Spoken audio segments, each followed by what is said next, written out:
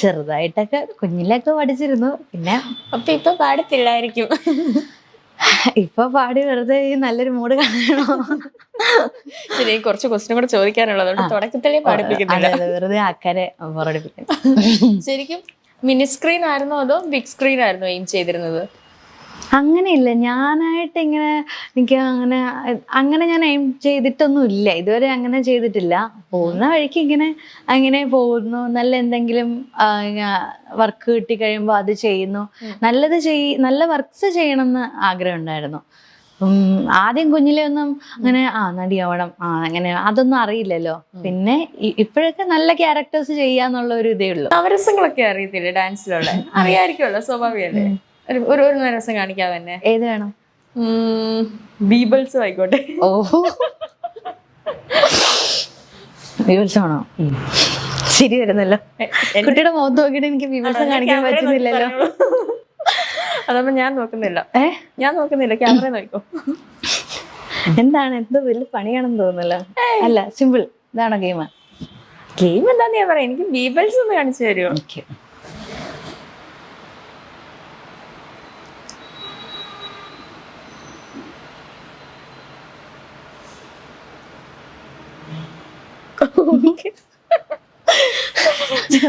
പിരികം രണ്ടും കൂടി ഇപ്പൊ കൂട്ടിക്കെട്ടു. ഓക്കെ, നമ്മുടെ ഗെയിം എന്താന്ന് വെച്ചാല് ഞാനൊരു ഡയലോഗ് പറയും, അല്ലെങ്കിൽ ഒരു സിറ്റുവേഷൻ പറയും. ചേട്ടന്റെ ക്യാമറ ചേട്ടന്റെ മുഖം ക്യാമറ സൂം ചെയ്ത് നോക്കുമായിരിക്കും പെട്ടെന്ന് എന്തെങ്കിലും പറ്റിയോ. അതെ.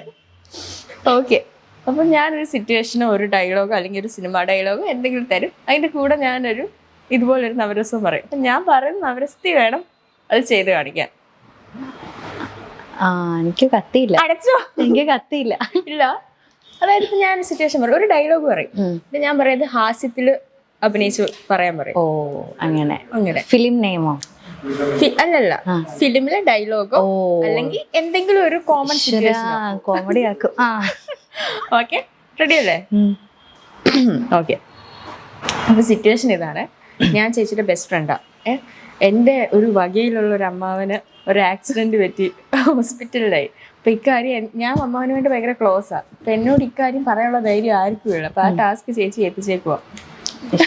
അപ്പൊ എന്നോട് വന്നിട്ട് പറയണം, എടി ഒരു കാര്യം പറയാനുണ്ടായിരുന്നു, നിന്റെ അമ്മാവൻ ഇതുപോലെ ഒരു ആക്സിഡന്റ് പറ്റി, പേടിക്കാനൊന്നുമില്ല, പക്ഷെ ക്രിട്ടിക്കൽ സ്റ്റേജിൽ ICU ഹോസ്പിറ്റലില എന്ന് പറയണം.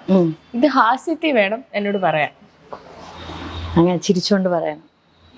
അതെ, ഹാസ്യത്തിൽ പറയണം. അതെ, സുഖാണോ? എന്തൊക്കെയുണ്ട് വിശേഷം? നന്നായി പോകുന്നു. നമുക്ക് അമ്മാനെ ഒന്ന് കാണാൻ പോവാം. അമ്മാന്റെ കാര്യം വൻ കോമഡിയാ. നിന്റെ അമ്മാന്റെ കാര്യം വൻ കോമഡി ആയിട്ടിരിക്കുക. പുള്ളി പൊതുവെ ആളിച്ചിരി കോമഡിക്കാരനാണ്. പക്ഷെ അതല്ല, ഇന്ന് പോകുന്ന വഴിക്കേ ഒന്നും പറയണ്ട, ഒരു പട്ടി കുറുകെ ചാടിയതാ. പുള്ളി നേരെ ചെന്ന് പട്ടിയുടെ മണ്ടയിലോട്ട് വണ്ടി കയറ്റിട്ട് കറങ്ങി അടിച്ചിട്ട് ഒരു ക്രോസിലൊരു വണ്ടി വന്ന് ഇടിച്ച് കറങ്ങി അടിച്ച് വീണു. കാലും കൈയൊക്കെ ഒടിഞ്ഞ് ഇച്ചിരി ക്രിട്ടിക്കലായിട്ട് ഹോസ്പിറ്റലിൽ കിടക്കാം. അതിന് അല്ല, നമുക്കൊന്ന് കണ്ടിട്ട് വരാം. വൻ കോമഡി എന്ന് എല്ലാരും പറയുന്നത്. മുഖക്ക ഇങ്ങനെ ഇരിപ്പുണ്ടെന്നാ പറഞ്ഞത്. നമുക്കൊന്ന് അമ്മാവൻ ആശുപത്രിയിലായതാണോ നീ ഇത്ര ചിരിക്കുന്നത്? ഓക്കെ, ഇത്തിരി സംഭവം പൊളിഞ്ഞെങ്കിലും അതെ, ഒരുപാട് വലിച്ചു നീട്ടണ്ടല്ലേ? അതായിരിക്കും നല്ലത്. ഓക്കെ, ഇനി അടുത്തൊരു ഡയലോഗ് വേണോ? വേണം. 5 എണ്ണം ഉണ്ട്. 5 എണ്ണോ? 9 രസങ്ങളുണ്ടായിട്ട് ഞാൻ 5 എണ്ണം കുറച്ചതാ. വടക്കം വീട്ടിൽ കൊച്ചുകുഞ്ഞിനോട് ഉടക്കാൻ നിൽക്കരുത്, ഉടച്ച് കൈത്തരും. ഇത് ശൃംഗാരത്തിൽ പറയണം. എന്ത് ദൈവം, ആൾക്കാർ എങ്ങനെ കണ്ടോണ്ടിരിക്കുവോ ദൈവമേ. ശൃംഗാരം ഒഴുകണം. നിങ്ങക്ക് വ്യൂവേഴ്സ് ഒന്നും വേണ്ടേ? വേണം. ഇത് കണ്ടോണം. ഇത് കഴിയുമ്പോ വ്യൂവേഴ്സ് എങ്ങനെ, എന്താണ്? വടക്കം വീട്ടിൽ കൊച്ചുകുഞ്ഞിനോട് ഉടക്കാൻ നിൽക്കരുത്, ഉടച്ച് കൈത്തരും. ഉടച്ച് കൈത്തരും, ശൃംഗാരം. അതെ, വടക്കം വീട്ടില് കൊച്ചുകുഞ്ഞിനോടെ, വടക്കം വീട്ടില് കൊച്ചുകുഞ്ഞിനെ അറിയില്ലേ? ഓടുന്നു. പുള്ളിയോട് ഉടക്കാൻ നിക്കണ്ട, നിന്ന ഉടച്ച് കൈത്തരും. ഓടുന്നു. മതിയോ? സന്തോഷായ? സന്തോഷം. ഞാൻ ഇപ്പഴേ പറഞ്ഞല്ലേ വേണ്ട. എനിക്ക് 50 ലക്ഷം രൂപയുടെ ലോട്ടറി അടിച്ചു. എനിക്ക് അത് നിങ്ങളുടെ ഫ്രണ്ടായിട്ടുള്ള എനിക്ക് നിങ്ങൾ ഗിഫ്റ്റ് തരാൻ പോവാ. അത് രൗദ്രത്തിൽ പറയണം. എനിക്ക് 50 ലക്ഷം രൂപയുടെ ലോട്ടറി അടിച്ചിട്ടുണ്ട്, വേണോ? എനിക്ക് 50 ലക്ഷം രൂപയുടെ ലോട്ടറി അടിച്ചിട്ടുണ്ട്, വേണമെങ്കിൽ വന്ന് എടുത്തിട്ട് പോട്ടു. അയ്യോ, അതപ്പൊ എനിക്ക് തരാൻ പോവാണോ? ആ വേണേ വന്ന് എടുത്തിട്ട് പോ. ചുമ്മാ എനിക്ക് ദേഷ്യം വന്നിട്ട് ഇരിക്കുക കേട്ടോ. കാര്യം ഞാൻ പറഞ്ഞേക്കാം, വേണേ വന്ന് എടുത്തിട്ട് പോ. ഇനി അടുത്തത് വീരം. വീരം കാണാൻ വലിയ ലുക്കില്ലെന്നേ ഉള്ളൂ, ഭയങ്കര ബുദ്ധിയാ. കാര്യം ഞാൻ പറഞ്ഞേക്കാം, കാണാനൊട്ടും ബുദ്ധി അല്ല, അയ്യോ കാണാനൊട്ടും ലുക്കില്ലെന്ന്, ഒടുക്കത്തെ ബുദ്ധിയാ. കാണാൻ ഒടുക്കത്തെ കാണാൻ വലിയ ലുക്കില്ലെന്നേ ഉള്ളൂ. ഓഡീഷന് വല്ല പോയിട്ടോ? ഇല്ല, ഞാൻ ഇതുവരെ പോയിട്ടില്ല. കാണാൻ വലിയ ലുക്കില്ലെന്നേ ഉള്ളൂ, ഒടുക്കത്തെ ബുദ്ധിയാ. കാണാൻ വലിയ ലുക്കില്ലെന്നേ ഉള്ളൂ, ഒടുക്കത്തെ ബുദ്ധിയാ, കേട്ടോ? എന്നാര് പറഞ്ഞു? ഓരോരുത്തരും പറയുന്നു, നമ്മളതൊക്കെ അങ്ങ് വിശ്വസിക്കല്ല. ഇപ്പൊ എന്താ ചെയ്യുന്നു? നീ അടുത്തത് കരുണം. ചിരിച്ച് ഞാൻ ചാവും. എക്സ്ക്യൂസ് മീ, കാക്ക തൂറിന്നാ തോന്നണേ. കരുണമാണേ നമ്മുടെ.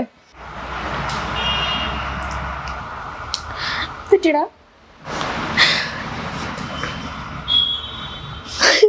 എന്താടാ നീ പറക്കണോ? ഞാൻ മോനെ കാര്യം പറ, എന്ത് പറ്റി? ചത്തുപോയോ? കക്കത്തൂറിന്നാ തോന്നുന്നു. അയ്യോ എന്റെ മോനെ, നിനക്കിങ്ങനെ വന്നല്ലോ.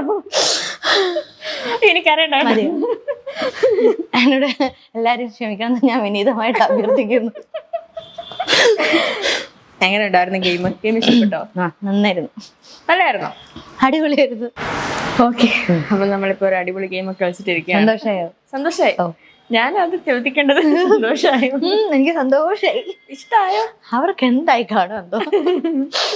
ഇത് റിലീസ് ചെയ്യുമ്പോഴായിരിക്കും. അതെ അതെ അതെ, ഇഷ്ടംപോലെ കമന്റ്സ് കിട്ടും. പോരട്ടെ പോരട്ടെ. അപ്പം ഇപ്പം ഡാൻസർ ആണല്ലോ, ഒരു ഡാൻസർ ആയിട്ടാണോ അതോ ഒരു ആക്ട്രസ് ആയിട്ട് ആണോ അറിയപ്പെടാൻ ഏറ്റവും ആഗ്രഹിക്കുന്നത്? അത് അങ്ങനെ ചോദിച്ചാൽ വലിയ പ്രശ്നമാണ്. രണ്ടും ഇഷ്ടമാണ്. രണ്ടും ഇഷ്ടമാണ്. നമ്മുടെ ശോഭന ചേച്ചിയൊക്കെ പോലെ ആക്ട്രസ് കം ഡാൻസർ അങ്ങനെ. ഓ, ഇഷ്ടപ്പെട്ടു കേട്ടോ. അത് ഭയങ്കര ഇഷ്ടമാണ്. പിന്നെ എല്ലാം ദൈവത്തിന്റെ അനുഗ്രഹം പോലെ.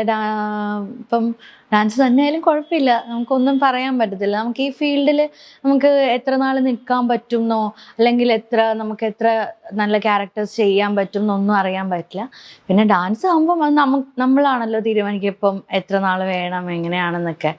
ദൈവം സഹായിച്ച ഒരു കുഴപ്പമില്ലാതിരിക്കുകയാണെങ്കിൽ ഡാൻസ് മാത്രമായാലും കുഴപ്പമില്ല.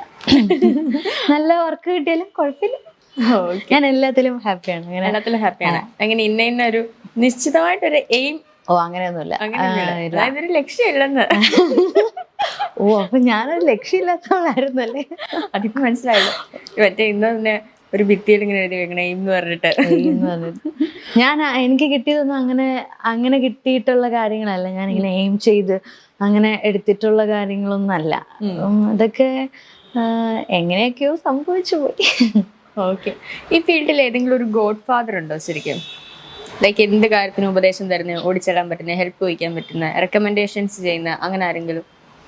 അങ്ങനെ ഒരാളുടെ പേര് നമുക്ക് അങ്ങനെ പറയാൻ പറ്റിയ, എനിക്ക് ആദ്യമേ മുതൽ എൻ്റെ കൂടെ നിന്ന് എന്ത് ചെറിയ ചെറിയ കാര്യത്തിനായാലും പോലും ആദ്യമേ തന്നെ എപ്പോഴും കൂടെ നിന്ന് സപ്പോർട്ട് ചെയ്യുന്നത് അമ്മയും അച്ഛനും തന്നെയാണ്. അത് ഞാൻ ഏത് വഴിക്ക് പോകണം, ആ വഴിക്ക് പോയാൽ അത് വേണ്ട, അത് തെറ്റാണെന്നൊന്നും ഇത് വഴിക്ക് പൊക്കോ അങ്ങനെ പറഞ്ഞ് അതായിരിക്കും നല്ലതെന്നൊക്കെ പറഞ്ഞു വിടുന്നത് അവർ തന്നെയാണ്.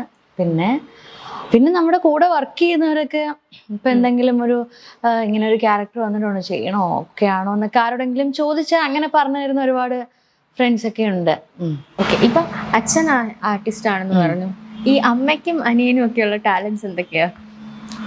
അമ്മയ്ക്ക് എൻ്റെ പുറകെ ഇങ്ങനെ നടന്ന്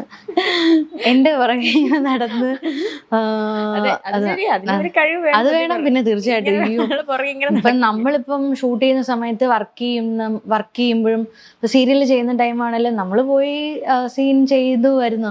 പക്ഷെ രാവിലെ മുതൽ വൈകിട്ട് വരെ, രാത്രി വരെ, തീരുന്നിടം വരെ അവിടെ റൂമിൽ ഇങ്ങനെ വെറുതെ വെറുതെ ഇങ്ങനെ ഇരിക്കണം. പിന്നെ എൻ്റെ പുറകെ അത് ചെയ്യണം ഇത് ചെയ്യണം, എന്നെ ഹെൽപ്പ് ചെയ്യാനും അങ്ങനെ അത് ഭയങ്കര ഒരു വലിയ പാടാണ് കേട്ടോ. രാവിലെ മുതൽ ഇങ്ങനെ ഇരുന്ന് അത് വലിയ പാടാണ്. ഞാൻ ഒരുപാട് അമ്മമാരെ അതുപോലെ കണ്ടിട്ടുണ്ട്.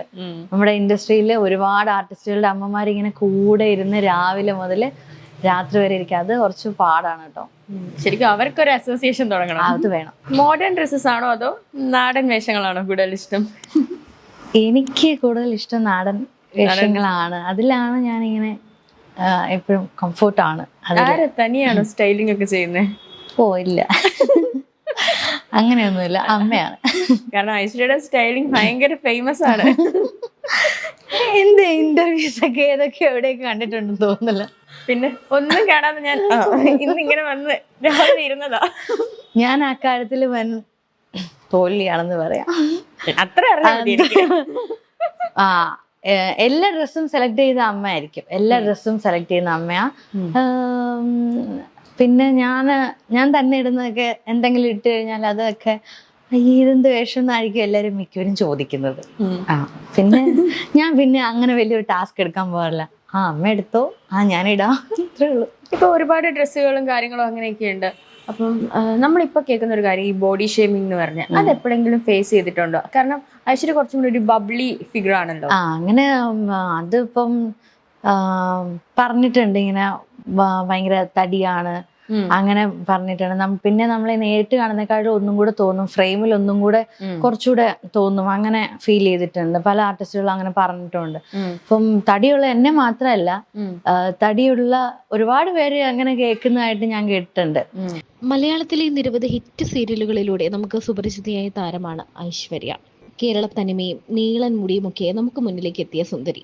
എന്നാൽ അഭിനയത്തിൽ മികച്ച നടിയായിരുന്നിട്ട് പോലും ഐശ്വര്യയ്ക്ക് അത്ര വലിയ റോളുകളൊന്നും കിട്ടിയിട്ടില്ല. സീരിയലിലാണെങ്കിലും നമ്മൾ നോക്കിയാൽ നെഗറ്റീവായിട്ടും പോസിറ്റീവായിട്ടും നിരവധി കഥാപാത്രങ്ങളെ അഭിനയിച്ചിട്ടുണ്ട്.